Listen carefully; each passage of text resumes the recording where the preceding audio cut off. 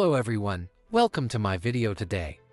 It is currently Wednesday afternoon in the United States, and in Vietnam, it is already Thursday morning. A year passes very quickly. We often say that a week goes by fast, but a year is also very quick. Just recently, the year ended, which means tomorrow is Thanksgiving in the United States. This holiday means that tomorrow we won't have much news, mainly updates from the cryptocurrency market if any. As for the stock market, tomorrow, we will also be closing, and at this time of year, you all know that Thune usually takes a few days off. This year, I will take 3 days off without posting videos. But I will still continue sharing a lot of information on social media with you. And this week, although it is a week with no scheduled financial events, we actually have quite a lot of news, more than I initially imagined. Today, we also have many major news stories that I want to share with you. First, let's look at the stock market situation at the end of today. You can see that all 3 indices are in the green. Among them, we have the Nasdaq index, which includes many technology companies. What about the oil contracts, guys? The oil contracts. So today, although there has been a recovery, it is from a very low level and continues to stay low over the past 2 years.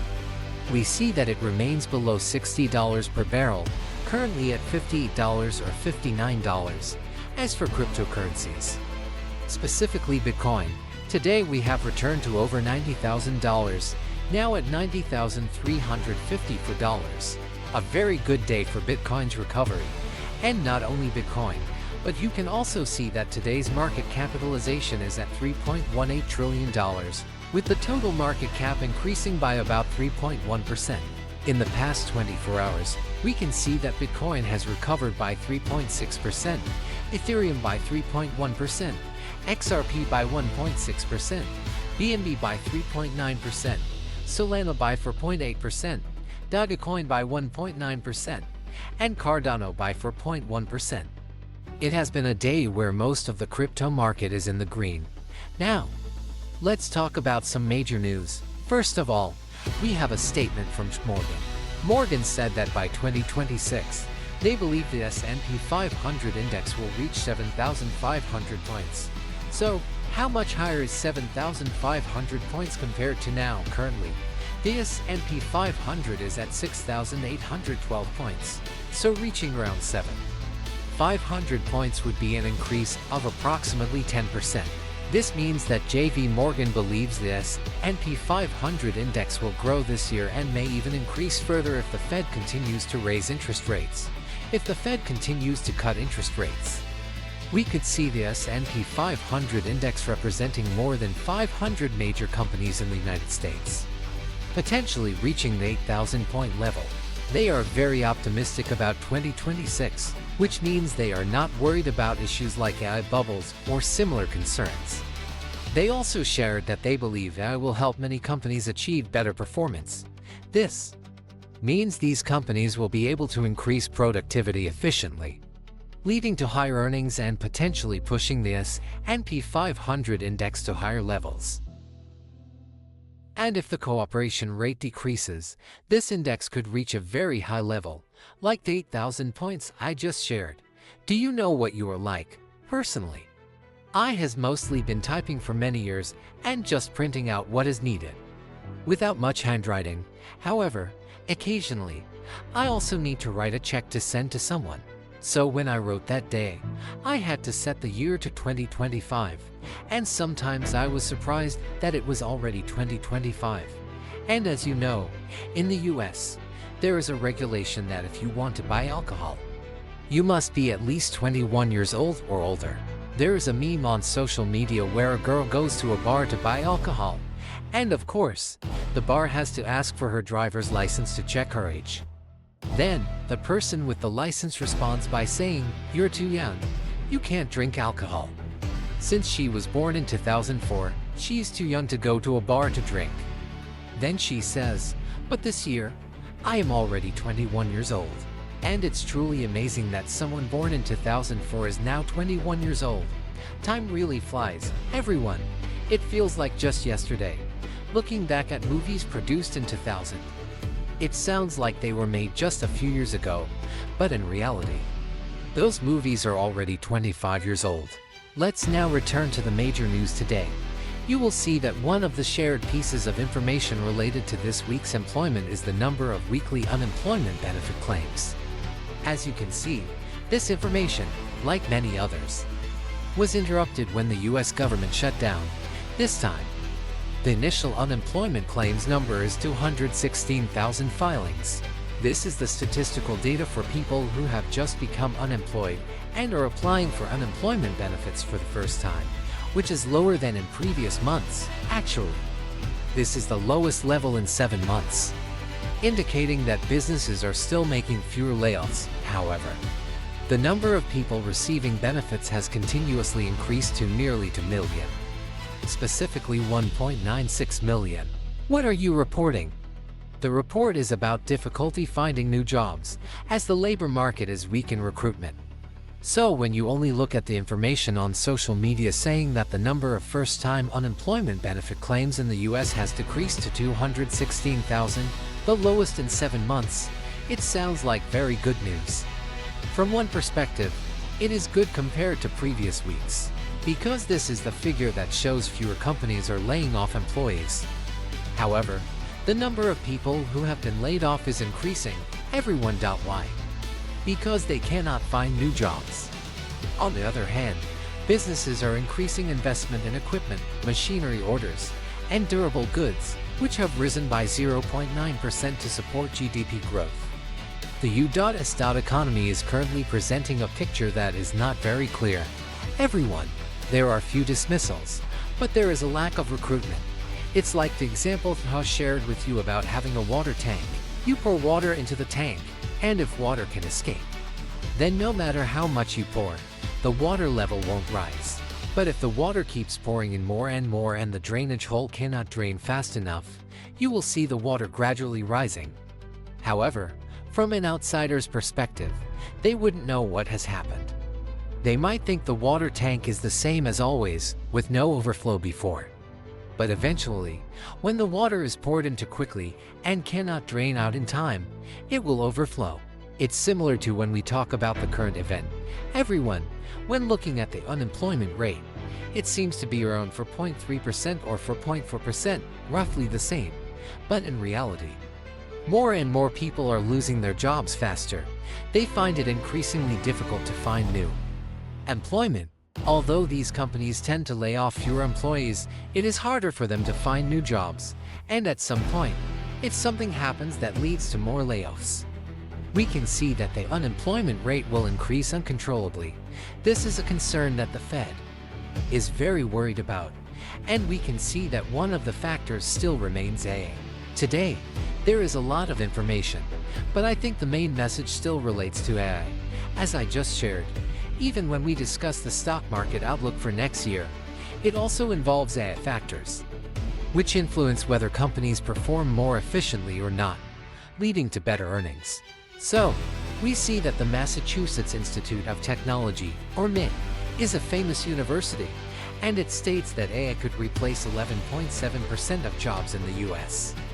MIT has determined that AI is now capable of replacing 11.7% of jobs in the US. This figures very high and continues to increase as AI advances further. In the future, it could be even more. The total related salary amount is $1.2 trillion per year if these jobs are replaced. Not only the technology sector but also office jobs such as finance, human resources, logistics, and administration are at risk of being affected. I have already shared this with you many times, and I think the group most affected are those who just graduated and haven't found a job yet. The jobs that used to hire recent graduates, like working in a law office doing tasks such as record keeping or similar activities. Those things can now be done by AI, which has a significant impact on recent graduates. AI will gradually automate repetitive tasks rather than replacing jobs immediately. You can see that the replacement process is gradual.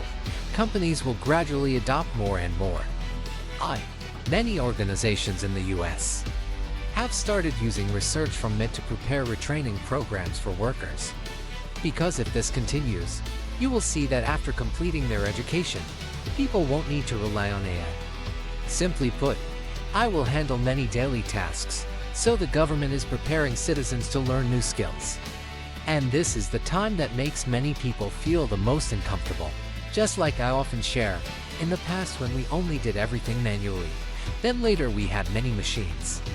Now, when you go to a workshop, most of the work is done by machines. There are still workers, but you can see that there are far fewer workers than before because machines do a lot of the work.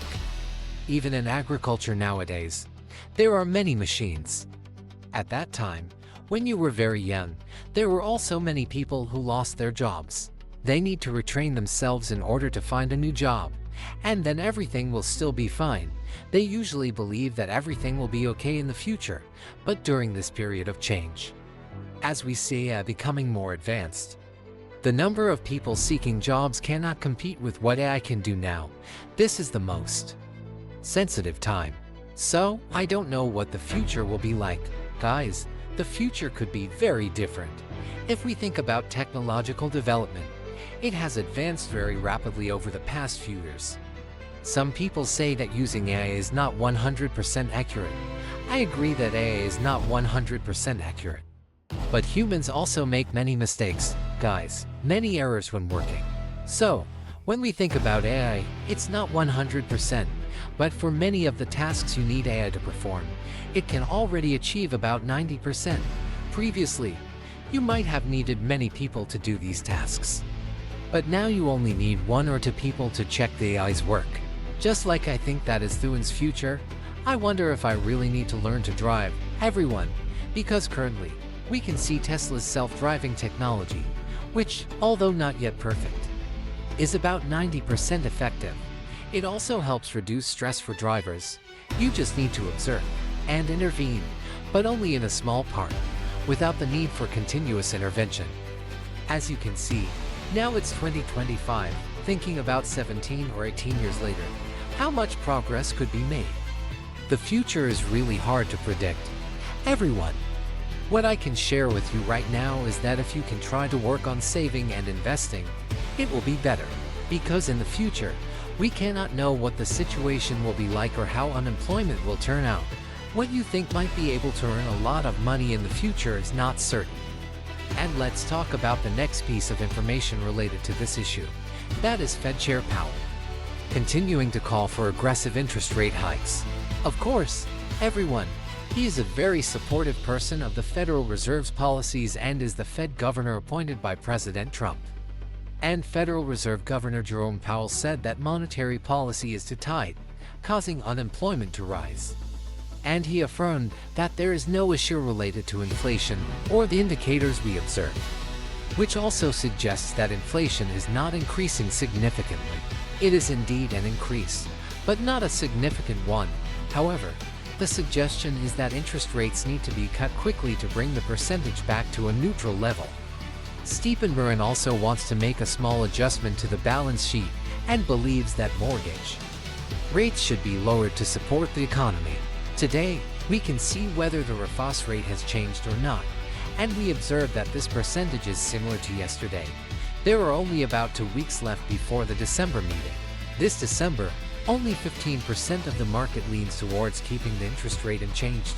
And we can also see that regarding the Fed, there is an interview that will not share the entire video. Just share a part of it, okay? It relates to the person on the right, this person here. So, who is this person, guys? This is Kevin Hassett. So, who is Kevin Hassett, guys? Kevin Hassett is the current director of the U.S. Economic Council.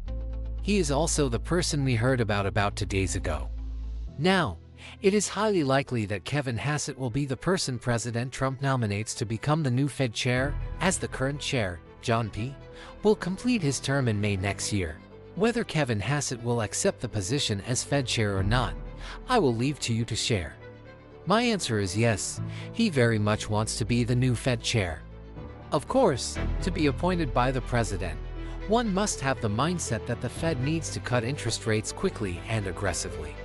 Additionally, you should know that he is also one of the leaders in the White House movement related to accepting cryptocurrencies. Previously, Kevin Hassett was also the person who said, in general, a person who becomes the chair of the Fed would be beneficial for the financial markets overall if we want to see interest rates decrease. And they would also be supportive of the crypto market. However, on the other hand, we see that Japan is preparing to raise interest rates. Japan has wanted to increase interest rates for some time, but they haven't been able to do so.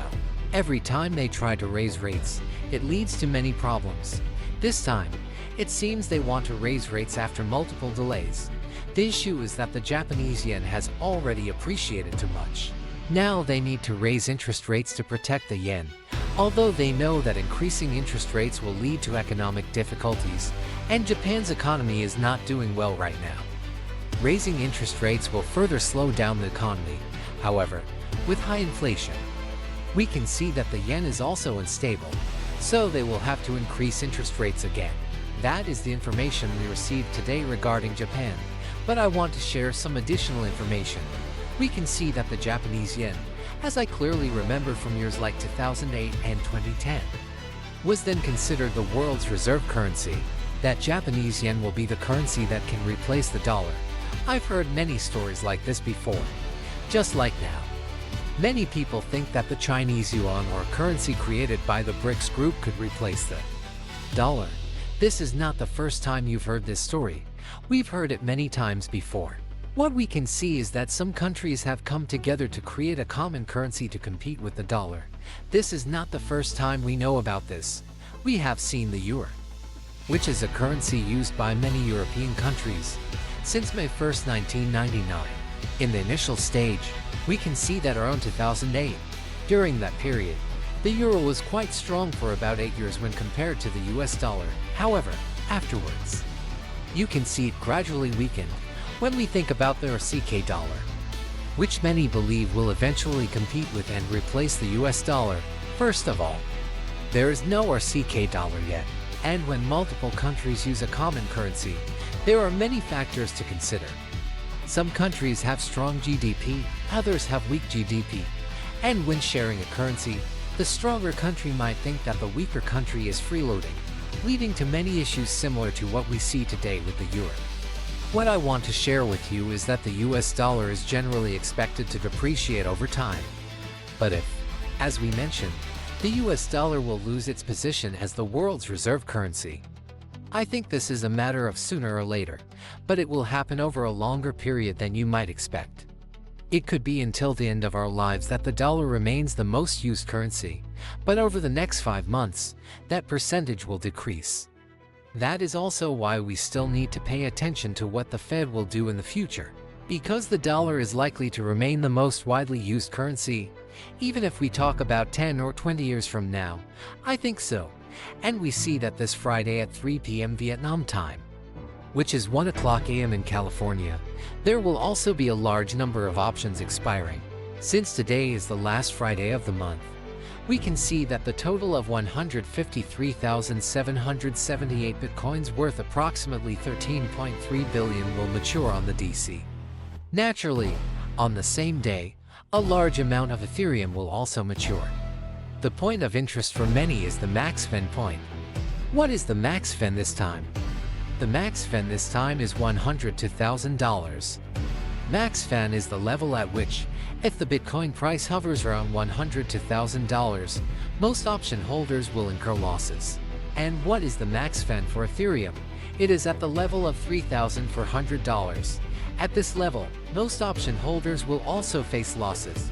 Therefore, there is always a hypothesis that option sellers are the exchanges, and they will want to push the Bitcoin price close to the max fen point.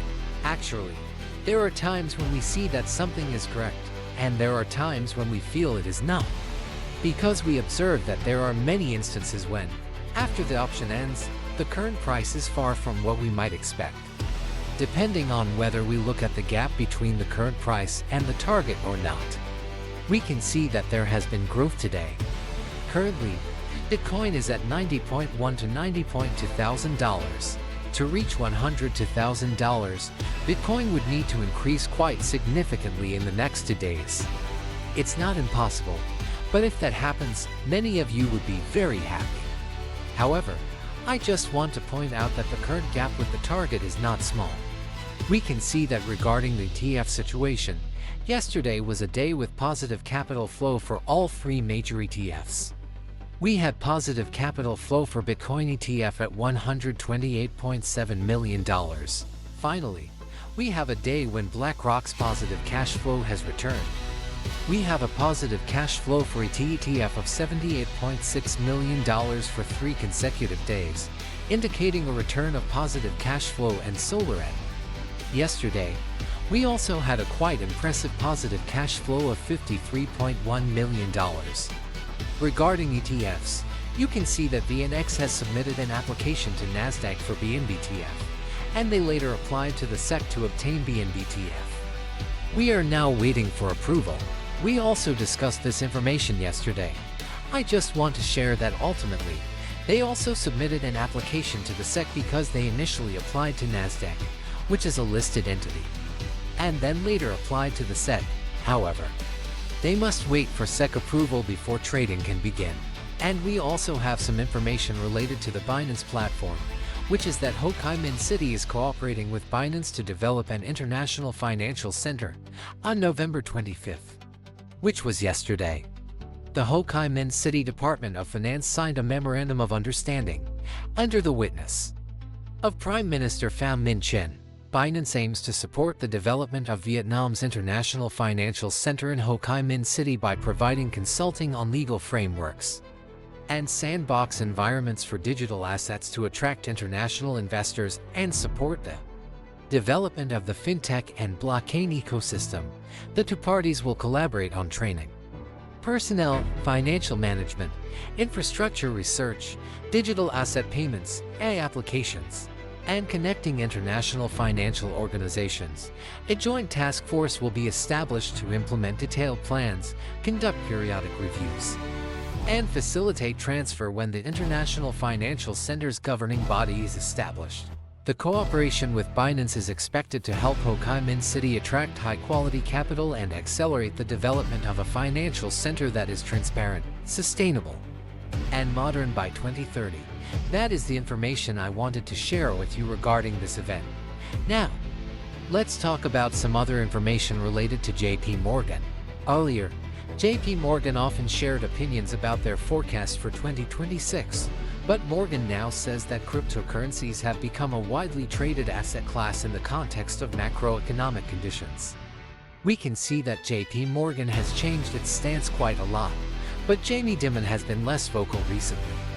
However, you also know that Jamie Dimon is one of the people who has been highly skeptical and has attacked this market multiple times, but now, you see, Kai is one of the pioneering companies that has many products they want to launch on the market, and one of those products is linked to BlackRock's Bitcoin ETF, meaning DBIT product. This product from JPMorgan is called a structured note, offering benefits such as a minimum profit of 16% in 1 year if it reaches the target price. And the product will automatically terminate early. This means that if you buy this product and within a year it achieves the expected profit, the product will close, and you will receive the profit. If it does not meet the target after 1 year, the investor will continue holding the product until 2028. So, if there is a downtrend after a year, you can continue to hold this product until 2028. If it surpasses JPMorgan's target by 2028, investors will earn a profit of 1.5 times or more without limit. The profit cap means that if Bitcoin's price indeed increases sharply as everyone expects by 2028, those holding this will receive that profit. Risk protection. Why would someone buy this product instead of purchasing it shares themselves? It has a risk protection mechanism that reduces the risk by up to 30%. If it decreases but not more than 30% by 2028, investors will receive their full initial capital. This means if you invest 100,000 and by 2028 Bitcoin's price drops around 15 to 30%, you still get back your entire initial investment. It provides risk protection of up to 30%. If a Bitcoin drops more than 30%, investors suffer losses. Similarly, someone who buys stocks of IBIT or Bitcoin themselves. So why does Morgan do this? First of all, it's because many clients want to access Bitcoin but are afraid of losing money. They need a product with a mechanism that partially supports them, like if Bitcoin's price drops. This product gives them a chance to profit but also offers some protection up to 30%. So why does JPMorgan offer this product? Not because they believe in Bitcoin, but because they can earn fees from issuing and managing the product. Of course, when they sell this product, they collect fees, and by managing it, they continue to earn fees, keeping clients within the banking system instead of letting them buy Bitcoin on their own. If they do not continue to launch more products like this, their customers will go elsewhere to buy Bitcoin themselves, and they won't gain anything. How? Customers can still make a profit by purchasing this product. Customers want to invest in Bitcoin, but need a safety net, so banks provide products that meet that demand, as previously shared. And just because Morgan doesn't need to hold the dry bag but still benefits from hatching and risk management, many of you might ask, why would they dare to guarantee that if the market drops within 30% or less, investors won't lose anything? How do they ensure that? It's simpler than you think. They have many ways. Firstly, the fees they collect and the management fees they have can be used for investment. They might think that from now until 2028, which is 3 years, they have confidence that they can earn more than 30% profit. Therefore, in this case, they can still compensate the customers and make a profit, or they can use that amount to buy insurance or trade options in the market. Whatever they do, you can manage their risk, so based on that, they won't incur any losses. They take management fees from investors, and then they can use that money to invest in other assets. And we can see that Nasdaq has opened the door for BlackRock's Bitcoin ETF. Nasdaq proposed increasing the Bitcoin options contract limit to 1 million from the standard level of 25,000. Previously, it was only 200 contracts, so it has increased multiple times. What does this mean for you? It allows large-scale organizations to trade Bitcoin through BlackRock's ETF. IBIT is currently the largest Bitcoin options market in the world based on open contracts. And Nasdaq is viewing Bitcoin as a sufficiently liquid and stable asset for trading on Wemo, similar to major stocks in the market, which shows that Bitcoin is increasingly being valued. And we see this information alongside the news related to JPMorgan today. I think it's not a coincidence. JPMorgan launched this product because they will use many options to manage risk. Overall, as you know, the more products related to Bitcoin and crypto futures there are, the more it shows that this market is becoming deeply integrated into the financial market. Even if in the future we have a different US president with a different stance and does not support it, it will be difficult to do anything because if they oppose it forcefully, then 3 or 4 years later, this market will be deeply embedded in the financial system. It is closely related to investment funds, so you see it would be much safer. And before continuing, Thune has some information to share with you. We have some unfortunate news regarding those who stored the wallet. We see that a fake delivery worker approached the house of someone named Joshua. So, who is Joshua? Joshua is a technology investor living with someone named Lakiram. Lakiram is the person on the right here, who is the ex-boyfriend of the person on the left, whom many of you have recognized. That is Salman. Salman is the CEO of OpenAI, the parent company of Chat. This person is the ex-boyfriend of Salman. Someone pretending to be a delivery worker then broke into their house, and the attacker used a gun. On social media, you often have to use different words to avoid algorithms and restrictions. However, this individual used a gun to threaten the victim with adhesive tape, then forced the victim to beat them brutally for nearly 90 minutes. And demanded they transfer $11 million in Bitcoin and Ethereum during the control process. He continuously contacted foreign accomplices and used personal information to pressure the victim into transferring all their assets. I believe they called foreign individuals and threatened to reveal the victim's name and location. If anything happens to the victim, they will carry out malicious actions. The police stated that this was an attack by an organization targeting cryptocurrency assets, not a random break-in. Grimner is a well-known investor in Silicon Valley who previously dated and co-invested in startups with Sam Orman before Bob got married. San Francisco investor Gary Ten warned that this phenomenon, which is often associated with crypto, sounds good but becomes a different story when risks arise. Storing large assets on Coinbase or similar organizations is considered safer, according to security experts. They say that attacks targeting individual crypto holders are increasing, especially those who store large assets at home. We have already discussed many incidents from last year to this year worldwide, and this remains a significant issue. Because you see, storing everything on the exchange is also not good. We have witnessed many major exchanges collapse in 2022, and storing assets there poses risks like this. Bitcoin is a very special asset. You see, it is not like other assets. This is an asset that you can easily store, easily transfer, and it is an asset you own directly, unlike stocks where you see a third-party company. Therefore, this is a very different type of asset. And when you store Bitcoin or other cryptocurrencies, the best practice is to keep it private and only disclose it when absolutely necessary. If it is necessary to know, then okay, you can let them know, just like family members need to know. The less you tell others about your crypto, the lower the risk. That is my perspective. Therefore, I have stopped sharing personal investment information several months ago. As Stay has shared with you, we still have more information to share. I want to share it with you before we finish this video.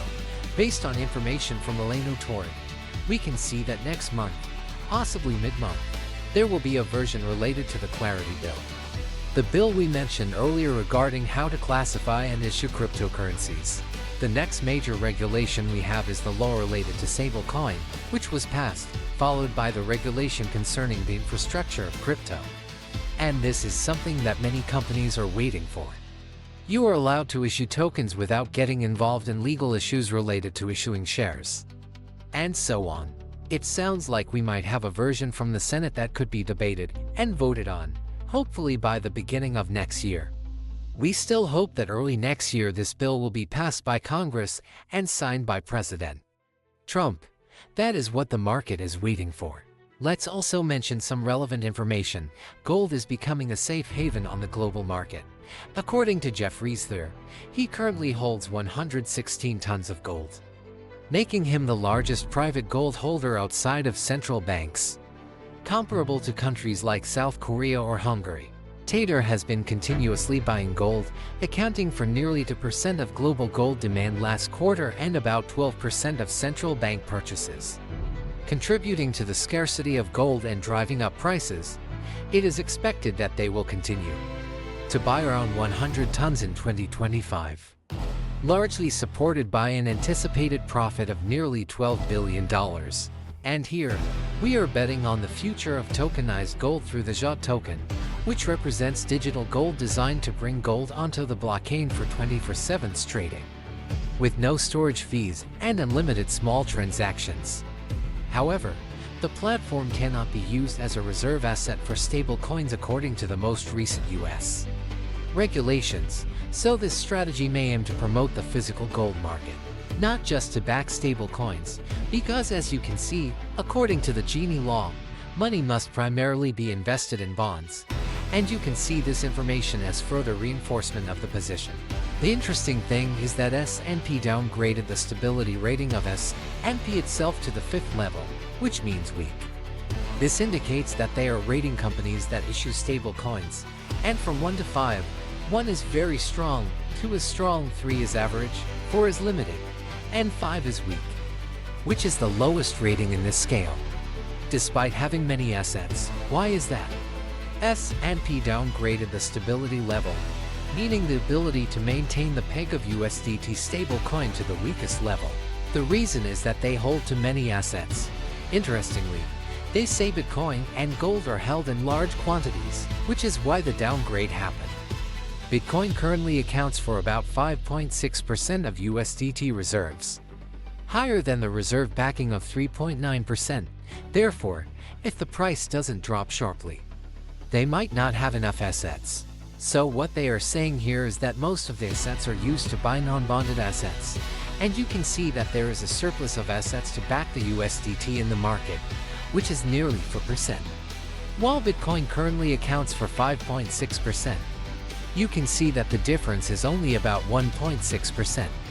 What they are saying here is that in case Bitcoin weakens, as you have seen, Bitcoin is only a small part of the total amount of bonds they hold.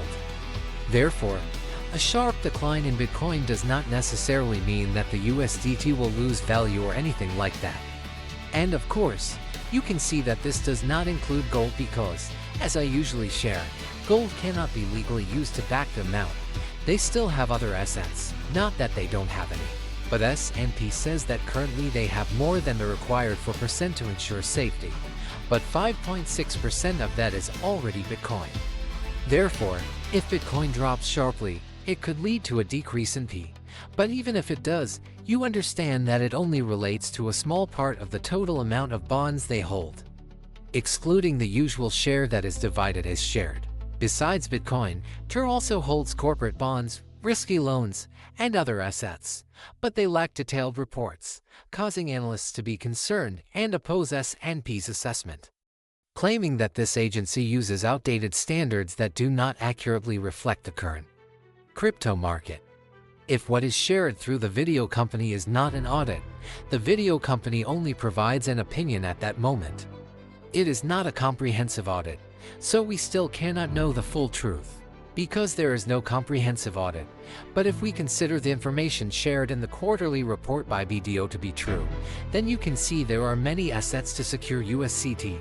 Of course, what is shared by S&P is that because there are no detailed reports and no detailed audits, they cannot verify the amount of gold or the company's debt. This relates to Bolivia. You can see that Bolivia is preparing to integrate crypto into their system. We have seen that they will start with stable coins. It's quite understandable. Stable coins have become a means of cross-border movement between banks in Bolivia, and it may soon be allowed to offer crypto-related services such as opening semi-accounts or credit calls related to crypto, and using crypto as collateral for loans. We have information related to China. I don't know if you think this is good or bad, so it's not necessarily good news. However, after the ban in 2021, Bitcoin mining activities in China surprisingly recovered strongly. According to the Hray Index, China has regained the third position worldwide, accounting for approximately 14 to 20% of total Hray. Sales of mining machines in China also increased significantly, indicating that mining activities have rebounded. Although the government has not yet lifted the ban, attitudes towards crypto are becoming more lenient. But Hong Kong has already enacted stablecoin laws, and China is considering issuing stablecoins linked to the yuan. As you may have noticed, many years ago, most of the mining in Vietnam was actually located in China because China has abundant, cheap electricity and a very suitable climate for mining. However, due to these reasons, many people were concerned about Bitcoin mining being too concentrated in China. By 2021, they started to set up Bitcoin mining operations in various locations, leading to Bitcoin being mined all over the world, especially in the US, Canada, and the Middle East. This has made Bitcoin mining more decentralized and more popular among the community. But now it seems that Bitcoin mining activity in China has increased again, and we also have information related to US Bank C, one of the largest banks in the United States, which I believe is the 5th largest. They are testing a stablecoin for the Stellar blockchain, aiming to officially adopt blockchain technology and collaborate with PwC and the Stellar Development Foundation to carry out the pilot program. US Bank chose Stellar because this network allows for asset freezing and transaction reversal directly on the blockchain, helping to protect customers in case of errors or risks. This is a very important factor in the financial industry. The bank is also researching tokenization of assets to leverage fast, inexpensive, and 24/7 transactions. The new license allows PoMarket to open direct accounts for US users, working with brokers and partners in the derivatives market. The return has been long anticipated, especially after PoMarket acquired a derivatives exchange regulated by the CFTC in July and adopted a regulatory stance aligned with the Trump administration. So you know it is more open towards prediction markets like PoMarket.